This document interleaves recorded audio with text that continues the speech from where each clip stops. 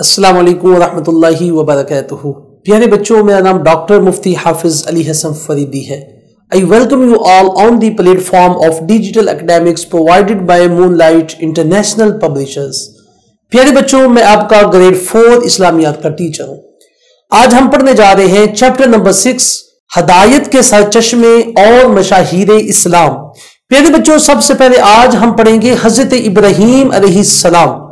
پیارے بچوں، کیا آپ کو معلوم ہے کہ حضرت ابراہیم علیہ السلام کون تھے؟ آج ہم SLO حضرت ابراہیم علیہ السلام کے بارے میں جان سکیں۔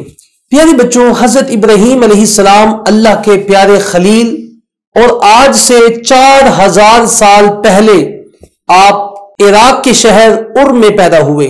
پیارے بچوں، آپ کے چچا آزر ایک بت پرست تھا، وہ بت بناتا تھا اور بتوں کی وہ قوم پوجا کرتے تھے، اور حضرت ابراہیم علیہ السلام کے والد کا نام تاریخ ہے جو تاریخ کی کتابوں میں ملتا ہے۔ پیارے بچوں، حضرت ابراہیم علیہ السلام اللہ کے بڑے پیارے دوست تھے، بڑے پیارے خلیل تھے۔ اللہ نے حضرت ابراہیم علیہ السلام کو اپنا خلیل بنایا ہے۔ پیارے بچوں، کیا آپ کو معلوم ہے قرآن میں حضرت ابراہیم علیہ السلام کا کتنی بار ذکر آیا ہے؟ تو پیارے بچوں، قرآن میں حضرت ابراہیم علیہ السلام کا 26 بار ذکر آیا ہے۔ اور پیارے بچوں، حضرت ابراہیم علیہ السلام کا لقب خلیل اللہ ہے، یعنی اللہ کے دوست۔